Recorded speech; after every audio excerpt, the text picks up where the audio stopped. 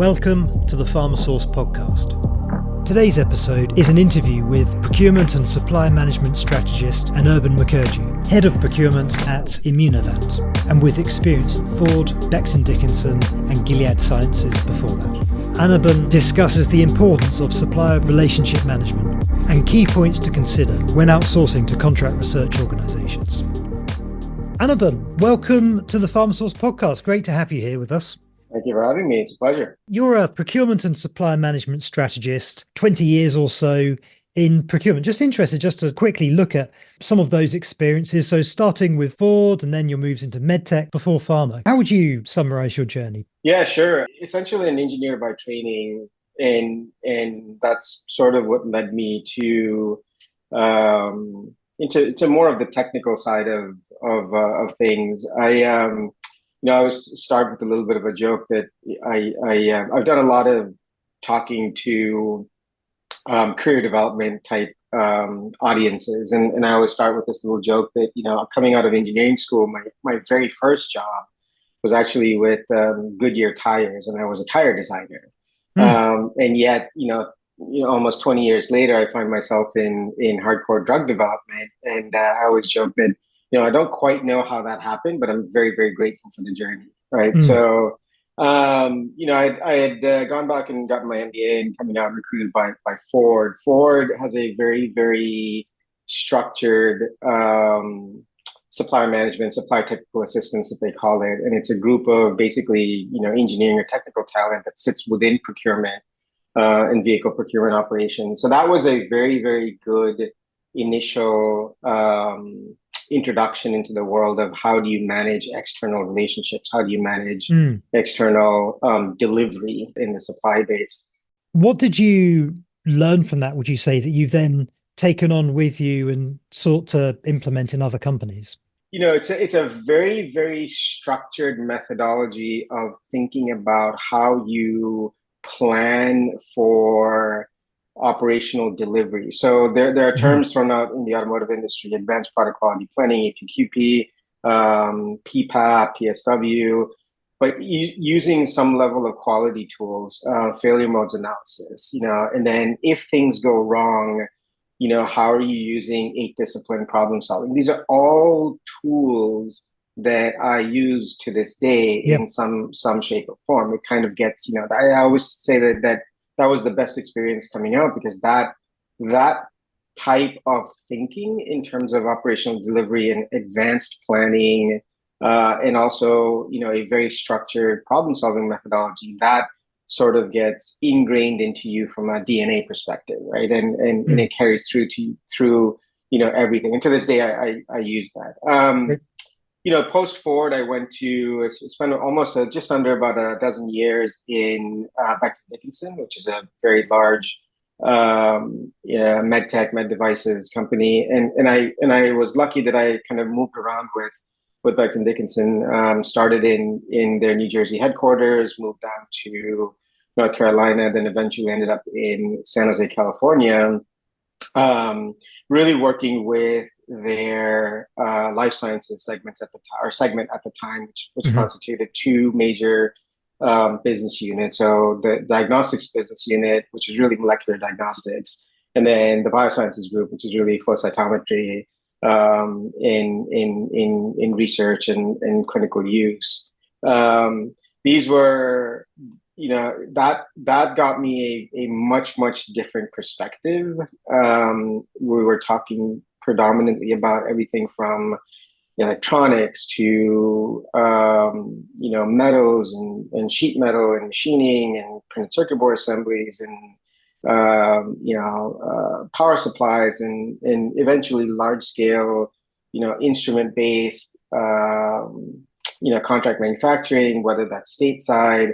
I got to spend a huge amount of time in Asia Pacific and Europe looking at supply chains there, to help support global operations expansions. Spent a lot of time in China and Singapore, Malaysia. Got to work on a lot of acquisitions, in that time frame, but all through sort of that sourcing and then external piece. I think there the interesting part is, it starts to become a bit more higher level and a bit more relationship based in terms of how you manage the external relationships. And, that's where I started, it's a part of like growing up. I think that's where I started to kind of understand this concept of why it's important to invest the time and effort to get to know your supply base in some way, shape, or form, and get to know their internal operations and who are the movers and shakers within their organization, their leadership. Because that's where I started to kind of understand that investing in these relationships, and when you need some help, picking up the phone and being able to call the right person on the supplier side will help you to mitigate a lot more risk than not knowing any of that and kind of fumbling your way through it, right? So that's sort of the key aha moment in the Becton Dickinson experience. A fantastic experience. Internal organizational wise, the really sort of key thing with BD, we had a leader there who really believed in investing in strategic sourcing, category management as a process, right? And a lot of organizations don't do that. So we spent a lot of time and effort investing in how do you actually create a formal source plan? How do you actually create something a strategy that really stands the test of time. And this is where, it's another piece of learning there, which is really around, take the time and effort to really invest in the process and make it fit for purpose to what your organization really needs, but really, don't waver from that, right? That's the big sort of key aha learning there. So I think both the external experience and the internal sort of the spotlight on the process was really, I got to do a lot of really good things in terms of defining what the supplier management looked like, working with some external consultants, working with external experts, internal enablement teams. That's a part and parcel of learning and then going out and implementing as well. Yep. And then at Gilead Sciences, you're responsible for the CRO outsourcing partners who would deliver your clinical pipelines. Now, R&D is such a huge expense within pharma and high risk. It needs to be fast as well. How do you deliver that? I mean, what advice do you have for others who are trying to manage their drug development pipeline through outsourced CROs? When I came into Gilead, originally it was through our clinical operations group, and predominantly it's actually CROs plus any outsourced services that's related to the R&D clinical pipeline. So we have things like labs, we have things like imaging vendors, so on and so forth. So I personally, actually, when I first started, managed the large global CRO relationships, some regional relationships, but eventually grew out that team to cover everything, not just clinical operations wide, but across, other parts of the development spectrum. So I think that the main thing, what my sort of learning or my sort of advice on the CRO side is, if you kind of step back, the problems themselves aren't necessarily different than any other industry. And I think that's why having some multi-industry experience, if I go back and look at the medtech days, contract manufacturers versus coming into the CROs, what are we basically buying? And the contract manufacturers were buying capacity in a manufacturing concept, right? Here, we're buying capacity essentially from a headcount perspective because we need the CRO's network to go out and do essentially our study monitoring, and that's something that most companies don't have. I mean, there are companies that do it all in house, but most companies don't have the network to actually get that done. But first and foremost is always having. So a couple of things. I would say three things. One is, as the pipeline grows and the study teams get more and more disaggregated, the one thing to first understand is the study teams are myopically focused on their deliverable because they have been given a mandate. Here's your study, here's the end line. You need to get here as quickly as possible. They are not necessarily, they have what I will call, they're not mandated to have a huge amount of what I call peripheral vision, meaning they don't necessarily understand what is going on with the other teams and who's having what problems, right? When you sit at the SRM level and you're managing across that, you're at that portfolio level. Your job is to understand what are the different things going on in that portfolio, right? And being able to intervene to get to a final result, right? So that's really number one.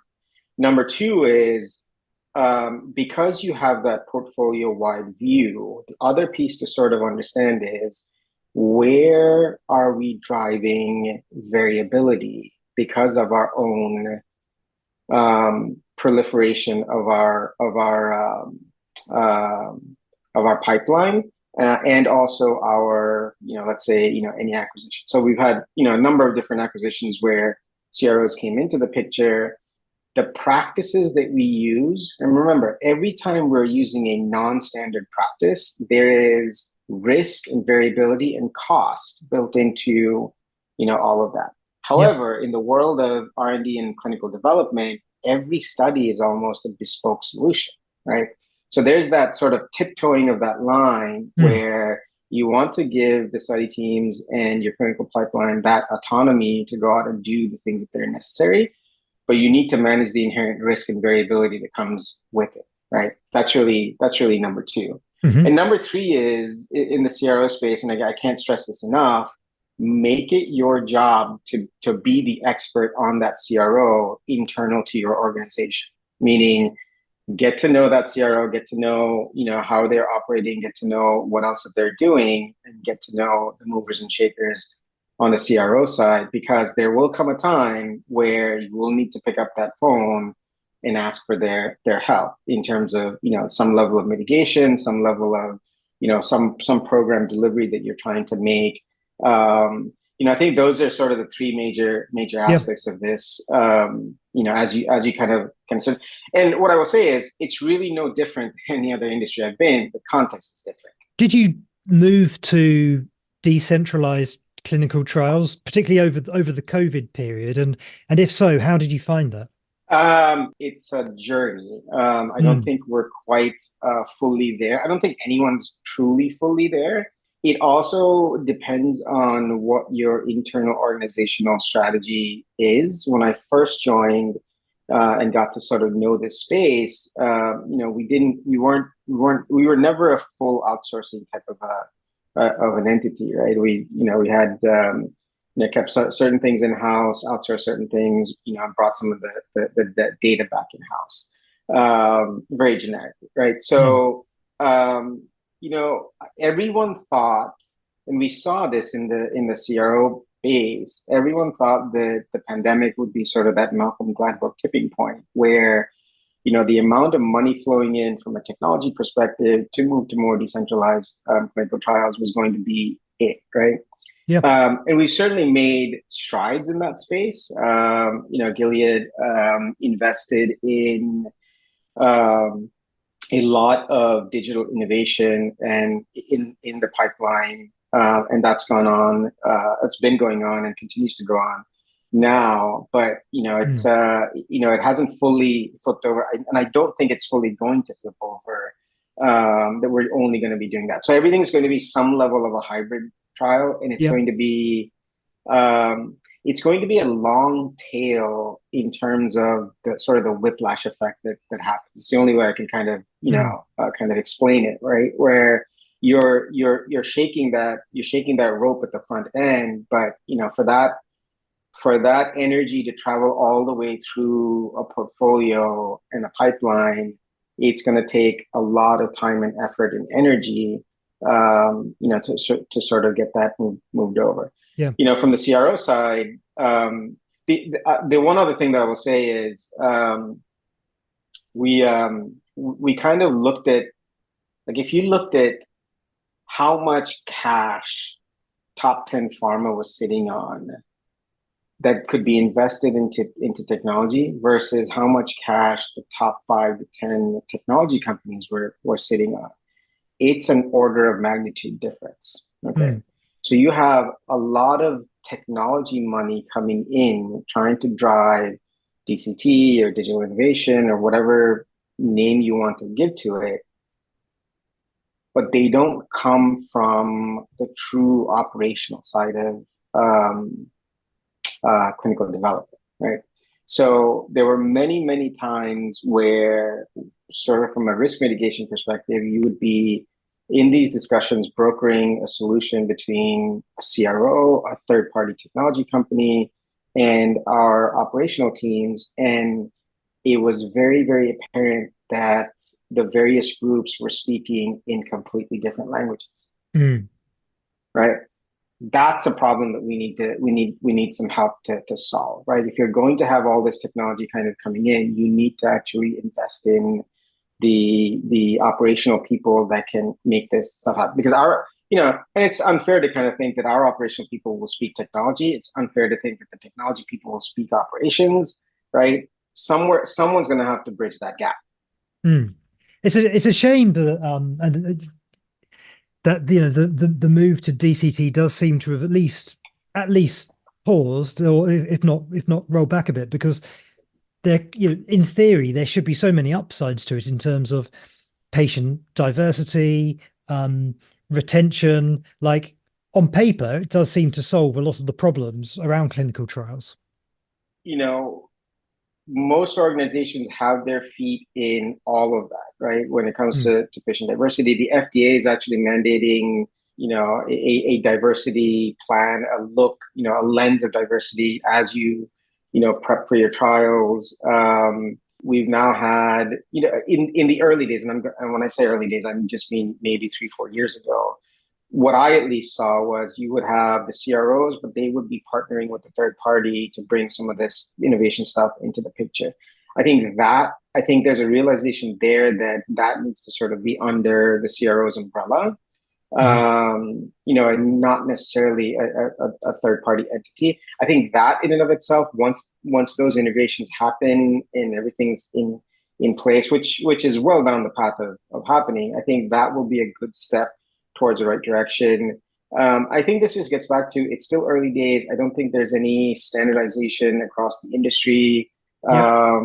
Different companies decide on, what their approach is. Different organizations have a viewpoint around this.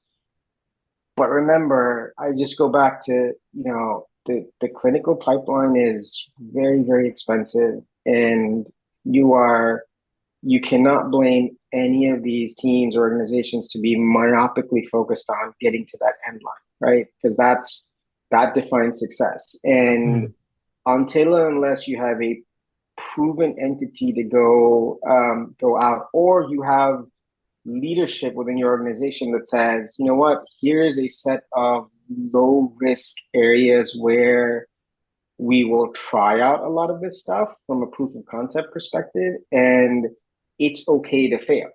Right? Yeah. If we don't have either one of those two things happening, then it's going to be very difficult. It's going to be a much longer road to kind of get all of this stuff instituted. Makes sense. Let's talk then about supplier relationship management, SRM, because I know that's an area you're passionate about. It's something which clearly is a thread all through your career. Why is it that people don't invest enough or spend enough time on supplier relationship management? Yeah, and it's a very, very good question. I think a lot of it has to do with the maturity journey of your internal organization, right? And I talk a lot about, a lot of these SRM solutions being supplier agnostic. Like, I don't really care who the supplier is. We'll get to that. Let's figure out internally what it is that we want to do. And like I said before, typically in a 5-stage category management process, everything starts with, if you look at how organizations develop, right? From a sourcing perspective, what's the first thing you need? You need your RFPs done, you need your negotiations done, you need your supplier selection, you need your contracting, you need your purchase order. That's all sourcing operations, right? once you get a good handle on that, you start to move upstream. Typically, most companies will start to move upstream. I now need category strategies and what's going on in the marketplace and market intelligence, so on and so forth. I may need some level of risk management on the back end. And then you're left with, I'm going to live with the supply base for 5+ years. But in that whole maturity journey, how much time and effort have you spent educating your internal organization on why we should be investing time and effort in dealing with our supply base and having a much more than an arm's length relationship? Typically, what happens with most organizations is, it's a little bit of an afterthought. Hey, PO's done, supplier just needs to deliver. We're somewhat at an arm's length relationship with them. Well, that works for a certain period of time. Then if you have true, really good category strategies, and category strategies are defined by, I know what my internal business requirements are. That arm's length relationship doesn't work in the long run, because there's very few times that a supplier can meet all of your business requirements on day one. Well, who's going to actually work with that supply base to get those business requirements met over the course of a longer period of time, right? So the first and foremost thing that I will say is, first realize where you are in that maturity model from a sourcing organization perspective, and how much time and effort do you need to spend on the supplier management side of things. The second thing I will say is, how educated are your executives internally to the importance of carving out a portion of their time to be able to spend with the supply base? I always advocate, because this is what I learned in the day, it's not sourcing suppliers, it's the business's suppliers. Okay. So we can, from a sourcing perspective, we can be the bridge, but we cannot be the main people who spend the time and effort. There has to be some, for lack of a better word, there has to be some involvement from your executive base. And I'll give you an example. We had a 2-year sort of a change management journey in my Gilead role, where we basically redesigned all of our supply management, vendor management pieces, and kind of put that into place. One of the first things I did was bring in an outside consultant, and just a very simple 2-hour, just on a whiteboard, a little bit of a learning piece, but we invited our top 30 executives across the organization to come in and just basically make the case for why, because they were so used to just getting involved when something really blew up and, they had the arm's length relationship. We had to basically make the case and get them on our side, or get them to see our viewpoint around, this is why it's important to have an ongoing relationship with your suppliers. And how would you make that case? I mean, typically, what would you say the advantages are of having a more strategic relationship? The first thing you realize, you can't do everything with every supplier, right? So there's a concept of stratification. I always say, every supplier will think they are the most strategic entity in the world for you. That may or may not be the case. Usually it's not the case. So you really need to know who are important and who are not all that important. Not to say that it's you have to really decide where you're going to spend your time and effort, right? There's only so much time in the day and space on the plate, and every analogy you can kind of think of in that sense. How many typically would fall into the tactical arm's length relationship versus those you're going to nurture a more strategic relationship with? You first need to have a very good understanding of what it means to be strategic and what it means to be not strategic, or sort of arm's length, right? And there have been different models that have been, there's tons of different models. The piece that I ascribe to is, can you explain to me the importance of this supplier as it relates to the P&L? And how is the supplier driving potentially top line growth? Okay. If you can explain that, I think you have a case for some very, very strategic relationships. If you cannot explain that, then I think it's something below that level of relationship. So in the R&D clinical pipeline piece, I don't know, let's make up numbers. Let's say you have 10 assets in play in terms of your clinical pipeline and various, programs, right? Really, how many of those assets are really going to drive your P&L for the next 5 to 10 years, and who are the suppliers that are associated with it? You better have a really strong relationship with Yep. those suppliers, right? Right, and that's how you make the case to the executives, right? Because at the end of the day, P&L matters, right? Everything else, I'm not saying that it's not important, but it starts to become less of a top line P&L piece versus a midline, let's say, cost of operations piece of the puzzle. You don't necessarily ignore that, but it's a whole different level in your organization that is involved in that aspect of it, right? Mm-hmm. And so this concept forms the basis for how you stratify and how you slice and dice and come up with an SRM program that you can go off and effectively implement and manage for the organization, because everything can really be tied back to a really good reason why we're asking you to do this. So thinking about operational excellence, what type of cost improvements do you think is possible typically from this kind of initiative? Well, let's first talk a little bit maybe about how we stratify, and then what we're really after in each of those buckets, right? So coming out of this concept around the tying this to sort of the P&L impact and all of that, right? So we basically, the thing we've implemented, and I've done this in past lives as well. This is no real great big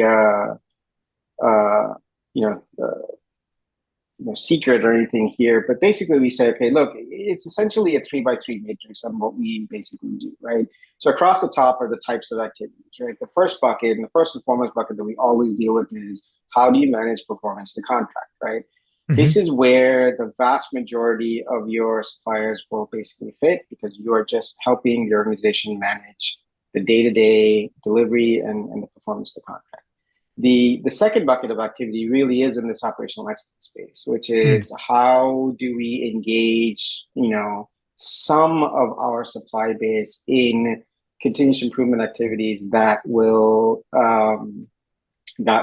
improve the delivery, or reduce variability, or reduce waste. And this is kind of where some of the old Ford Lean and Six Sigma concepts start to come in to play here. And then the last bucket of really activity is, where's the innovation coming from? And so we have these sort of three buckets of activities, and then across the side is really, well, okay, can't do everything with everyone. How do we stratify that supply base? Who are your, strategic, super important? If you don't want to call it strategic, call it something else. That's maybe, within our clinical development space, that's maybe 5 to 10 suppliers, right? Then you have, a secondary base, maybe that's 15 to 20 suppliers. And then the entirety of the rest of it is really where you have, sort of an arm's length, reactive, sort of a relationship in that space. And that's not that you don't manage them, but it's reactive. There is a fourth bucket of activity that we do, which is, every year we sort of take a look at who are the new, either new technologies or new vendors, and or who are the really poor performing vendors that we can't get out of, that we need to manage. And didn't really have a good term for it. We just call it hypercare for the time being, and say, okay, this is going to be fairly short term, right? But we need to make sure that we can't afford for this supplier to fail. So we have to manage this piece on an ongoing basis, right? So we kind of come in and out of those scenarios. But performance of contract, there's really no, it's just problems happen, you solve it. It's some organizations will say, well, that's supplier quality. Some organizations would say it's a vendor performance management group. Some organizations will say, okay, that's just part and parcel of the category manager's role. But you need to, at the very base level, you need to manage performance contract. And you're not really looking at, any percentages or anything there. In operational excellence, right, it really depends on, what is the, through, if the sourcing side of things and category managers are driving, let's say a 4 to 6%, cost improvement just from a pure negotiation standpoint. And I'm kind of making up those numbers because it's very different for different industries, right? you should really be looking at, at least a 1 to 3%, at least half of that in terms of the SRM delivery, in terms of, and that's not necessarily pure price, because that's not a negotiated number. It's a cost of operations or a total cost of ownership number, where we basically say, and the reason why that's important is you're with these suppliers for 5+ years, and yet you've done little or nothing to improve the cost of operations. If you let the variability proliferate, chances are you're going to be, from a total cost perspective, you've outspent what you really needed to do, right, over the course of those 5 years. And that's really the piece that you're tackling. This is not, I always say this is not the glamorous stuff, right? This is a bit of a slog, right? You're diving deep into, sources of variability. The other piece around this is I find myself trying to kind of have the discussion around, what is the problem that we're trying to solve? If you, from an operational excellence perspective, is it a lean play, meaning that we're trying to reduce waste? Or is it a variability play, which means we're trying to reduce variability, right?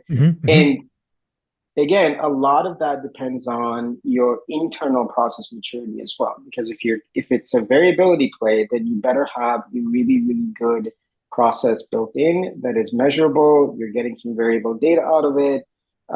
You can create whatever it may be. Maybe it's cycle time. Maybe it's output. Maybe it's maybe it's specific quality metrics or delivery metrics. You can measure it. What your acceptable limits are, and what variability that it is that you're delivering, and you can work on actually reducing it. Or if it's a waste play, then you talk about, well, what's the problem? Do we not have enough people? Is it an availability problem? Is it a throughput problem? Or is it a quality problem, right? So these are concepts where, again, just going back to the old automotive days, but you kind of come into this scenario and you find yourself having these discussions over and over again to say, okay, I realize you're not happy with the supplier. I realize we need to make some improvements here. What's the problem we're trying to solve? Yeah. Right. And that's an internal discussion rather than so I kind of go back to my statement, right? A lot of this stuff is supplier agnostic and more, internal stakeholder engagement. How do you go about aligning what the business wants and the business needs with your SRM program? Do you ever see cases where they become unaligned? That's an ongoing thing. Everything from, and I always pin this back on that 5-stage category management process where, you're only as good as the time and effort that you spent working with the business to come up with the initial business requirements anyways, right? And those business requirements are never set in stone, right? They change over time. So how often are you going back into the business and saying, has any of this changed, right? So that's one aspect of it. The second aspect of it, what we have pushed in both organizations that I've been with over the last couple of years is with your strategic and let's just call it preferred supply base, which is really sort of the cream of the crop, where you're spending the vast majority of your time. We need to A, understand those business requirements, and B, create some planning and look at that relationship with the supply base, much like we would plan for your year ahead within your own organization, right? So we have this concept called an annual value planning exercise, right? So the number one thing that I push the organization on is you want to do something with the supply base. We have this whole basket of innovation ideas, continuous improvement ideas. If I leave it to become reactive and sort of in the moment, what's going to happen when I bring those ideas back into the organization? We're going to get into a logjam, and we're going to get into a little bit of an internal, headbutting around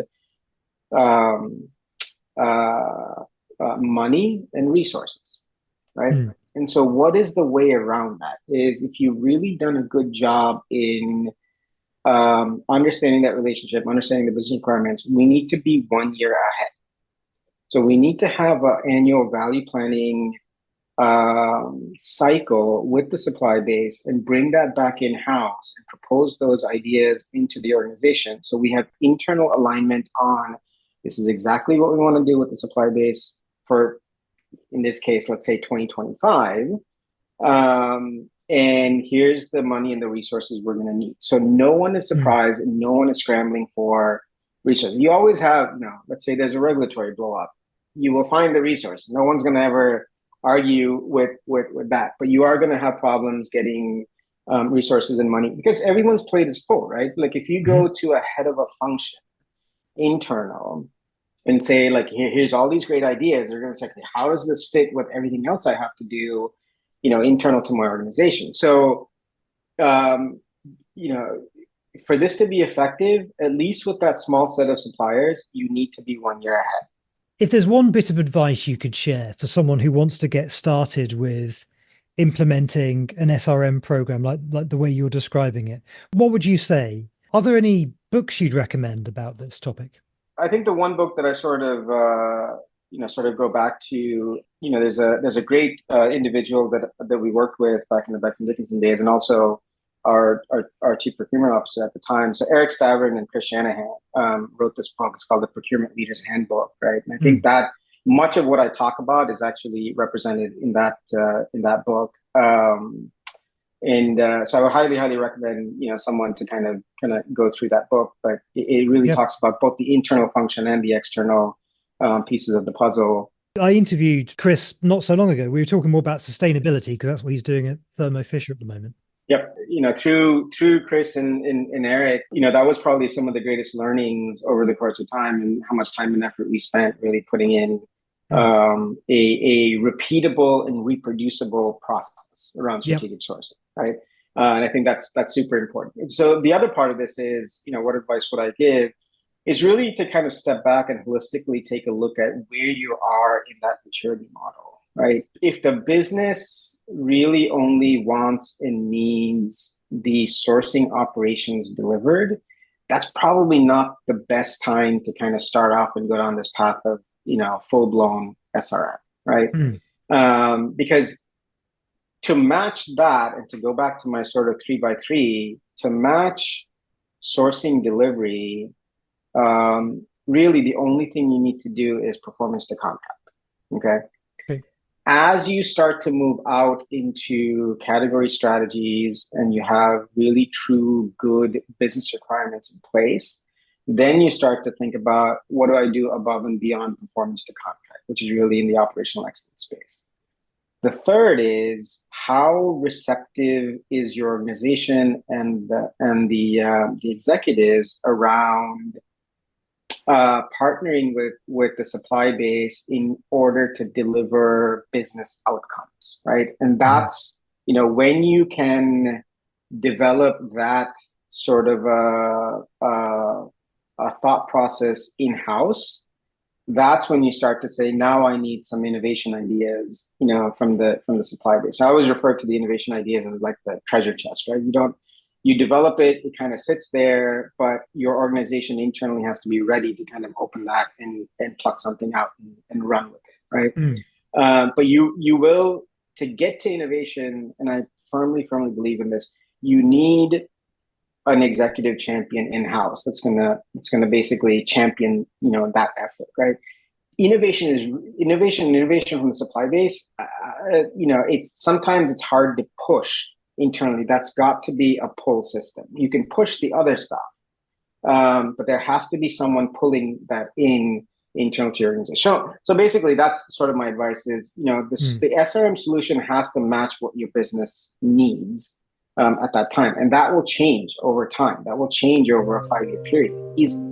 So that's kind of where these things become very, very important. Thank you so much for your time today. Been fascinating speaking to you. Thank you. Yeah, take care. To keep up to date with the latest news, insights and resources in biopharma outsourcing, make sure to sign up to PharmaSource. Head to pharmasource.global/subscribe. Sign up to register. Thank you for listening.